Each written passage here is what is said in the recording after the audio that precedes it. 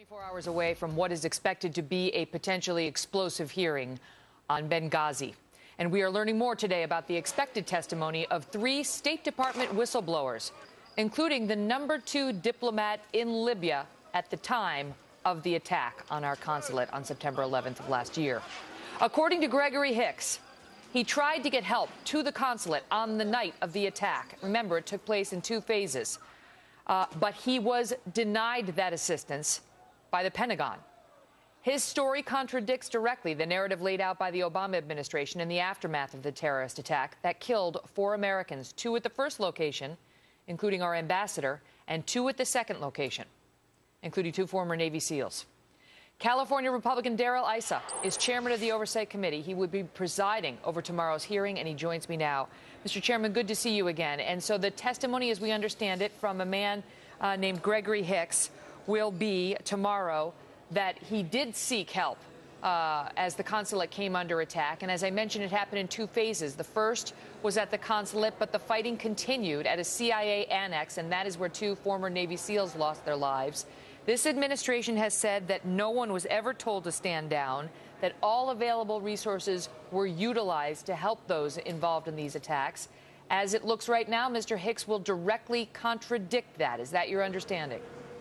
That's correct, Megan. And Mr. Hicks has already given sworn testimony, so many of the things have been asked and answered with both Republicans and Democrats in the room.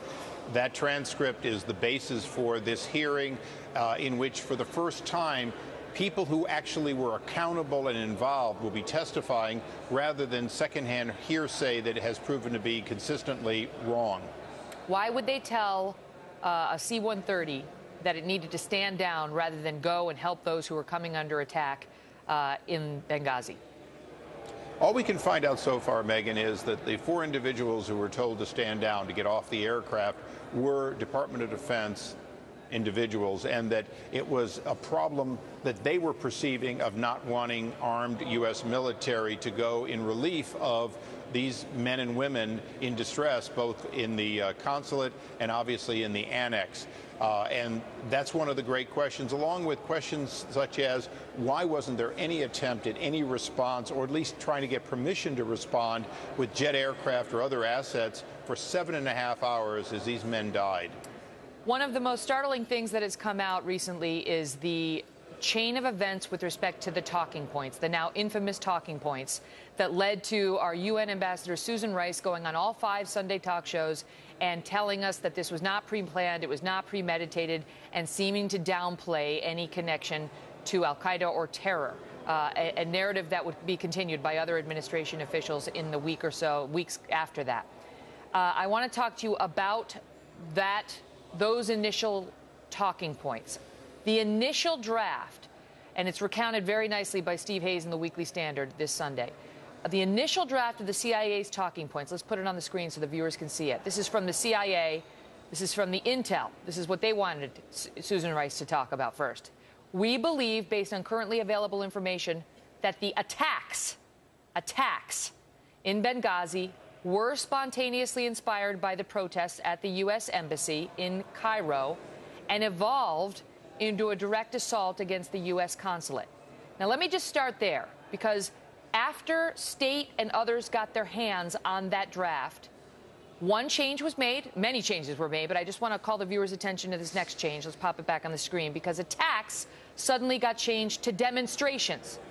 The demonstration, look at this. The currently available information suggests that the demonstrations in Benghazi were spontaneously inspired by the protests at the U.S. Embassy in Cairo and evolved into a direct assault against the U.S. consulate. So this, to me, explains some of the confusion that evolved by Greg Hicks and others about who on earth started talking about demonstrations, because there weren't any. And now it appears, Mr. Chairman, you tell me, that attacks was changed to demonstrations at the behest of the State Department.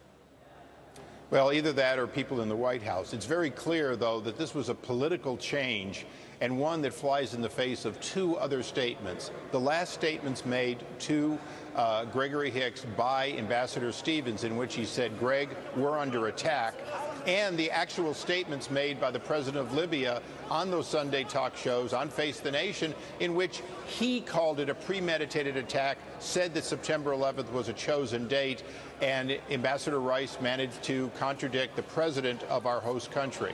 Okay, I have that queued up. I have the part, the president of Libya had just said that, and then Bob Schieffer asked Susan Rice to respond, and here is what she said. Listen to her on CBS Face the Nation. You do not agree with him that this was something that had been plotted out several months ago? We do not have information at present that leads us to conclude that this was premeditated or pre-planned. Okay, but I want to ask you, Mr. Chairman, because both of those, both the initial draft by the CIA and then the modified draft by the CIA, has the CIA saying that these were spontaneously inspired attacks or demonstrations, spontaneously inspired by the protests at the U.S. Embassy in Cairo, and they evolved into a direct assault. So is she, consistent with the talking points by saying we don't have information that it wasn't premeditated? In other words, it could have been not premeditated, it could have been spontaneous, and nonetheless carried out by al-Qaeda. Well, one of the challenges is, at that time, the CIA didn't know how far in advance they were planned, nor was that particularly important. What was important was the CIA made it clear that al-Qaeda-linked elements could and were probably part of the attack. That's all you really need to know, is this was not a demonstration in which a building caught fire. This was, in fact, an attack on this compound and then on the CIA annex, and that it was done deliberately.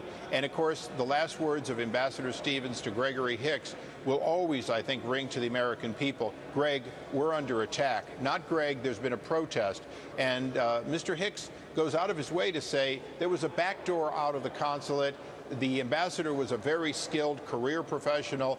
If he'd seen a protest, he'd have gone out the back door and he'd have been gone. That didn't happen because there was no warning. This was an attack that did not begin with a protest. As far as we can tell, this is an attack that began clandestinely, in which they essentially made their attack at the same time as compromised individuals who were supposed to be part of the guarding of this consulate disappeared. So they came right through the gate, attacking without warning. Now, that's what we believe to be true now. That's what the CIA had as far as evidence. And I want to show the viewers that. I want to show the viewers that because for weeks we were told by various members of the administration who downplayed the terror angle or refused to be explicit in their comments on whether this was an actual terrorist attack. The president made some passing reference to terror in the Rose Garden the day after, but refused to go that far when he was asked by the ladies of The View, and other top officials refused to go that far. And notwithstanding all of that we all witnessed, they had in hand, a couple of days after the attack, this briefing by the CIA, which got eliminated. Look at the talking points that were eliminated before Susan Rice went on the Sunday talk shows. This is from the CIA, their initial draft. There are indications that Islamic extremists participated in the violent demonstrations. The agency has produced numerous pieces on the threat of extremists linked to al-Qaeda in Benghazi. And then, since April, there have been at least 5 other attacks against foreign interests in Benghazi by unidentified assailants. And our information, Mr. Chairman, you tell me what we should expect tomorrow, is that Victoria Nuland of the State Department voiced her, quote, serious concerns about that draft to the White House, said this would lead to Congress using the talking points to criticize the State Department for, quote, not paying attention to agency warnings. They cleaned it up. She said, we're still unhappy. And then she finally said that you still have not, quote, resolved all my issues or those of my building leadership. Well, and that's the sort of the smoking gun here, Megyn, is that you had somebody who may or may not have known just how inept security was leading up to this. But we had testimony on October 10th, including Eric Nordstrom, that made it clear that they had been denied security requests, that even the ambassador on September 11th said it was a question of not if, but when there would be an attack. that the State Department did, in fact, botch security, trying to make it look normal rather than trying to protect the men and women of the State Department. So that cover-up is undeniable, and I think that's one of the smoking guns. But it still doesn't explain the president misleading the American people over a period of weeks. In your opinion, and it could be neither of these, but was this about Hillary Clinton trying to protect herself and her own political future? Was it about Barack Obama trying to protect himself and his political future, or neither?